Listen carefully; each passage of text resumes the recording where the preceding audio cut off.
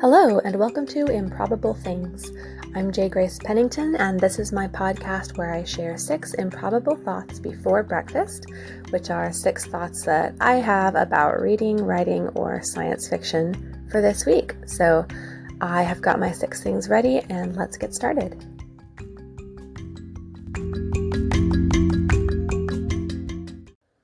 Number 1, just giving another update on my book Firmament Humanoid, which is still being released on Kindle.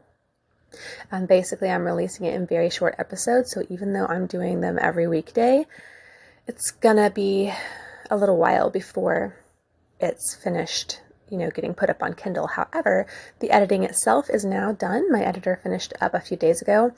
I'm still working on going through his edits a little at a time, and just, accepting or rejecting them, or, having a conversation with him about, if something needs to be changed or maybe needs to be tweaked. But, so the editing on his end is done. I'm still going through them, but there's just a few chapters left.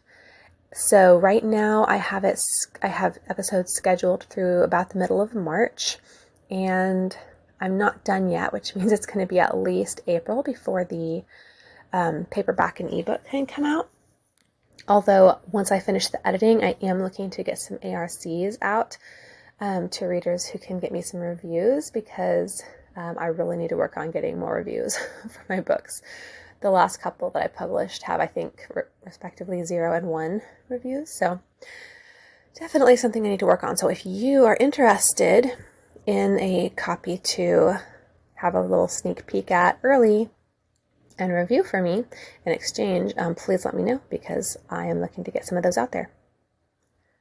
Number 2, I've also been going back through my older books and just doing a few little revisions on them. And still working on the first book, Radialoid. It's going really well. I'm staying on schedule with it. And it's very satisfying to go through, and there's just things, again, no major changes, but a few typos, but more it's just things like some sentence structure that was off, or just some unnecessary adverbs that I now would not put there, things like that. Just little things that I can just tweak. And then changing Andy's age. And there's also a few other little things that I'll mention in my next item. But I will say one thing that maybe I should have expected, but for some reason was not expecting when it comes to going back and revising, is just how bittersweet it is to revisit the early years of the series and these characters. So it really has been so much fun to be back here at the beginning of the series and at this beginning point for so much of what's happened in the lives of my characters, because I really do love these characters. If you're not a writer, I know it sounds weird, but they are just so real to me and mean so much to me. And so getting to kind of go back in time and see them is really sweet, but it's hard because so much has happened to them since these times that has been really difficult. And in particular, I'm not going to give details in case you haven't read the series yet, but there is one character who has died at one point in the series. And going back and seeing that character is the most bittersweet thing of all, for sure. Like, it's almost making me cry a few times when this character turns up, because I just love this character so much. And their death is a huge turning point for the series, and the characters continue to grieve, for many books afterwards, and it influences a lot of things that happen. And so it's very important, and I made the choice for a reason. But it's still sad. And I miss writing this character because I loved them. And so, yeah, going back and seeing it is actually kind of hard. Like, it pulls on my heartstrings a little bit, but also nice to just get to revisit and have that opportunity that you don't get in real life to actually go back in time and see how things used to be. Number 3, one other kind of small thing I'm having to check is some of things like my distances and the starship velocity and things like that, just like general series consistency type things. because there are places that are mentioned where they'll be like, oh, this happened at this planet, which is in sector, blah, blah, blah. And then I'm having to think, okay, well, later they go there. And did I say it was at that sector? And then I go and look. And then if it's not, I have to think, well, which one do I need to change?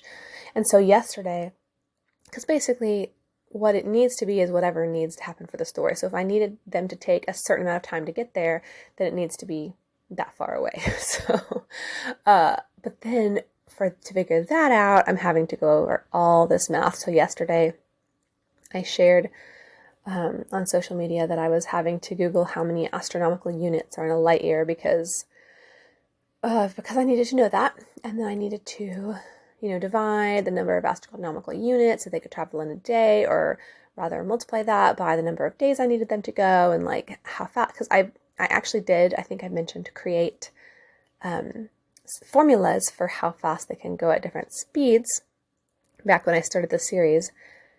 And I just want to keep it consistent, and I'm definitely OCD about it. And so the ironic thing about all this is I do not like math. And I was thinking about this earlier this week. I went to a meetup for Warm Up America, which is a charity that knits and crochets things for the homeless or for preemies, cancer patients, people that are in need. And I love making things to donate there. And there's meetups, local meetups they have sometimes where people will bring their donations and also just sit and knit and crochet together. And it's just really sweet and a great group, and so fun to see all the beautiful things that everyone else brings. But all that to say, I had brought a scarf I was knitting, and one of the ladies there, one of the organizers, was asking about it, and I told her it's a Fibonacci scarf. So these stripes are actually the number of rows corresponding to the Fibonacci sequence. And she was like, oh, that's so cool, I love it. And she said, are you a math nerd? And I'm like, no. I am fascinated by the Fibonacci sequence from a scientific perspective, and because I think it's just a cool exhibition of God's design in the world, but I am not a math or a numbers person. And yet it seems to keep coming up in my hobbies, which is weird. But all that to say, I was trying to figure that out yesterday and remembering how much I really don't like this sort of thing. And I also know that nobody, I hope, or don't think, that anybody is going to be going back through the series looking at every single distance they travel and speed that they're traveling and see if they can. Also, nobody else even knows the formula besides me. Or maybe I have actually shared it. But either way, nobody's going to do that. And also nobody really cares. But I just want it to be generally consistent. So I'm not even that worried, like if I make a mistake with it, whatever, but I just was wanting to check myself. So that was not fun, and there's still some things I'm sure I'll need to do along those lines as I go through the series, but if you're going to write science fiction, you have to get a little bit into the science. And number 4, also earlier this week, I had a midwife visit, just got, general checkup, conversation, hear the baby's heartbeat, which is always very exciting, and everything was great, but sometimes it can definitely be a little bit of a challenge, bringing all the girls with me, but the midwife's used to having kids around, and she has toys there for them to play with and all that. So what was really sweet is that as soon as we walk in the door, the girls pull out the basket of toys because they know what's in there. And my Lolly, who is just a little over 18 months, she looks at me and signs book and says book and runs over and gets like all the books out of the basket, which there was maybe like 8 or 9 various little books. And she grabs them and comes and just settles next to me on the couch and just sits there and reading all the books while her sisters play with toys, her big sisters. And she's just a little tiny baby, is sitting there while I'm talking to the midwife, reading her little books. And it just warms my heart, those kinds of things. This girl loves books so much. Like, she's obsessed with them. Every time we get in the car, because we keep a little stash of mostly board books in the car, and every time we get in and she gets buckled into her car seat, she again signs and says, book. And I'll give her a few little books and she just reads them.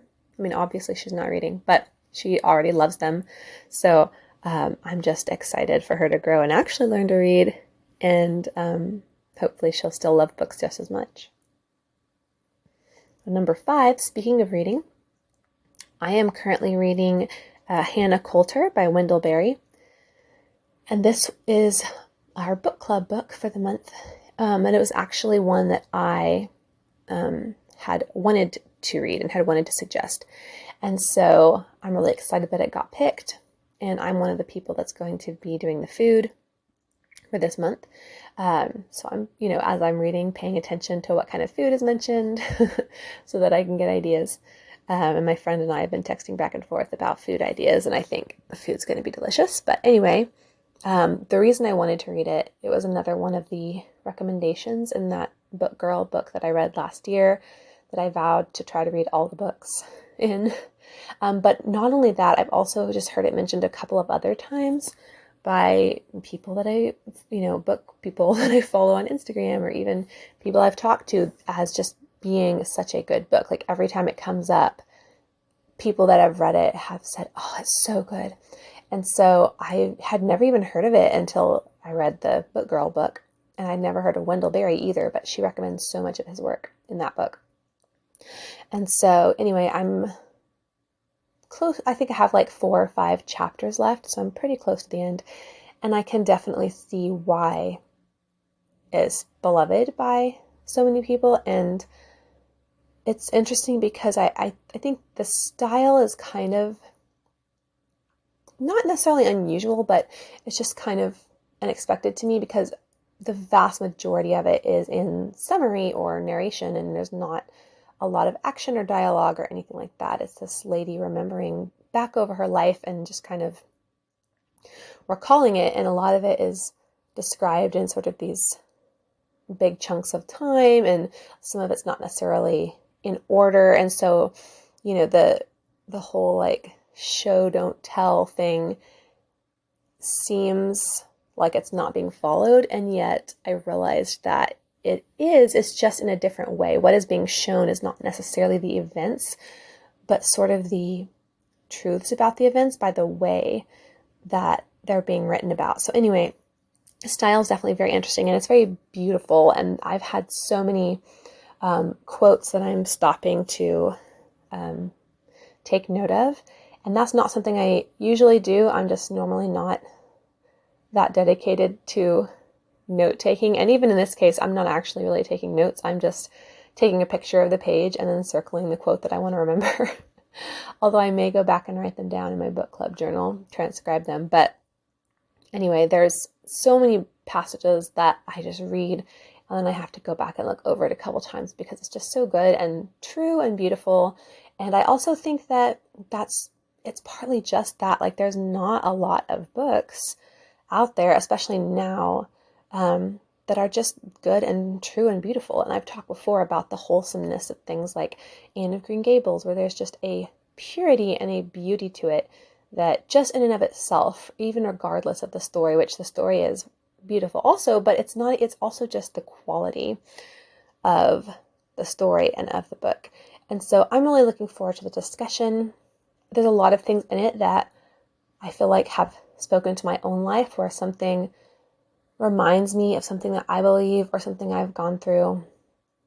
And so that, I think, will make for really good discussion. I expect others will find that as well. And I know a couple of the ladies have already read it before, and when it was suggested, they were like, oh, it's the best book. So I think it'll be a great discussion, hoping everyone else is enjoying it, and I'm glad to be reading it.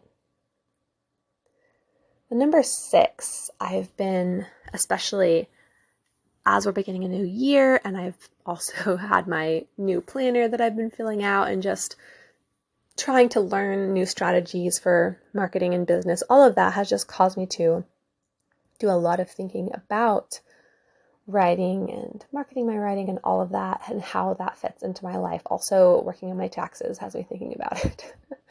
And I also just had a conversation with my mom recently just about, working from home or having kind of a side business like this as a stay-at-home mom, and what that looks like and what people expect it to look like, and just kind of all that. And it was interesting because, she and I were agreeing that there are things that on paper it seems like you should be able to do that just maybe don't work out in that same way. when, in real life, in practice. And I think, so basically what I do and what I've found, and I did not always do this, but what I've found as I've been reinvigorating my business and my writing over the past several months is that really what works for me is I can do about a couple of hours of work a day, and it can only really be either at rest time, nap time, or like early morning, like I'm doing right now, or at night. Basically, it has to be when the kids are in bed. And I haven't always done that. And there were some seasons also where I was doing different things. Like I was doing some legal transcription for a while, and I would have the girls get them occupied and work on that while they're awake. And partly that's because I just want rest time to be a rest for myself. I didn't want to work during it. But I've just found, especially too, like there are seasons, and as they get older, they do need my attention, I think, in some more direct ways. So, but even, I do think, even back when I was trying to do more, like while they're awake or more during the day, it was overwhelming in some ways that were not necessarily good for us. And it just seems like, oh, they're just playing, like they don't, it seems like I have nothing to do. Like, why could I not work on my writing or work on this or that? But it just doesn't, like, even if they don't need me this second, they're going to need me in 1 minute.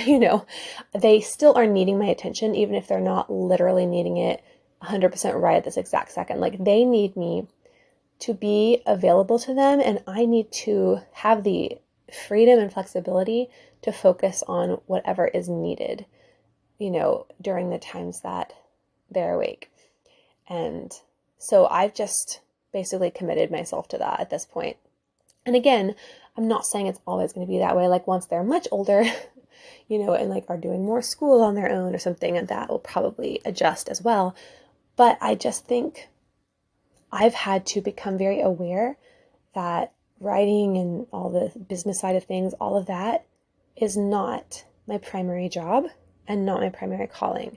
And so I just have had to make that decision that even if it seems like I should be able to go do some work right now, they're just playing or they're just this or that, even if they're just watching a show, I need to be present for them because that is my job right now. And again, I'm not saying that's 100% the same for everyone in every season and every family. But I just think that's what I've discovered. For me, that has been, and for my particular children, that has been the way that I need to commit myself in this season. And so that means that I am limited in certain ways. Like there's only so much you can do in a couple hours a day, and you can do a lot. Like I do get quite a bit done. Like I'll usually try to make, about 1 hour for writing, editing, revising or whatever, and then 1 hour for like promotion and advertising, stuff like that. And if I stay focused, which I'm getting better at, you can do a lot in that time. But, it's still a limitation. There are still, if I had a full-time, work day, I could obviously do a lot more. So it does limit me, but I've had to learn to accept and embrace those limitations and embrace that that's the calling that God has for me right now. And I think just coming to that place where I know the amount of time and the rhythm in it that works for our family, and that I accept that and don't push against it, there has been this amount of peace and really freedom in that, because I know I have a very clear direction, and I know the purpose of the moments in my day, and I think that's really valuable. So definitely, again, I'm not saying that, a mom can never work when her kids are awake, or that you can only work 2 hours a day, nothing like that.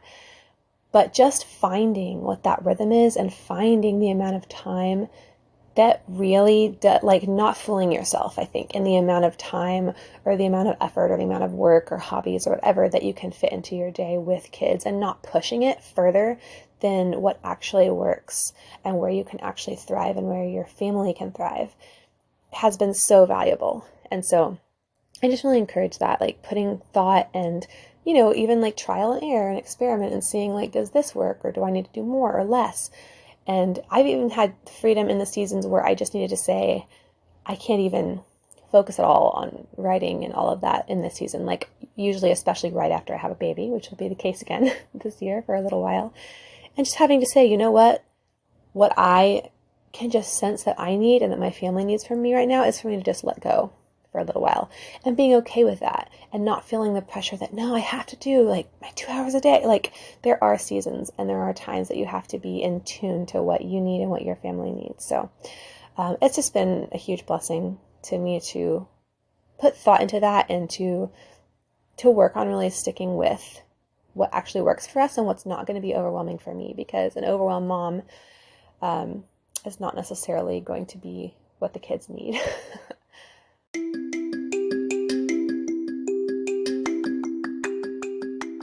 So thank you all so much for listening. I really appreciate everyone that takes the time to listen to this each week, and all the messages or notifications I get about people listening or thoughts people have about what I've said just absolutely makes my day. So please feel free anytime to reach out with any thoughts about things that I've said, or just thoughts about anything reading or writing related, or honestly anything. I love having conversations with fellow story lovers. So let me know about your current projects, works in progress. Are you a math nerd? Maybe I can, get you to figure out some of this stuff for me. And also, if you've read Hannah Coulter, let me know your thoughts, because I'm super excited to discuss this book, and also would love to hear how you have made your either side job or hobby fit well into your life, and where you've been able to thrive, because it takes a lot of dedication and just figuring things out, and it's hard work to fit something that's important and creative into your life. And so I really admire everyone that takes the time to do that. So again, thank you so much for listening. Hope that everyone has a great day and a great weekend ahead, and stay improbable. Bye.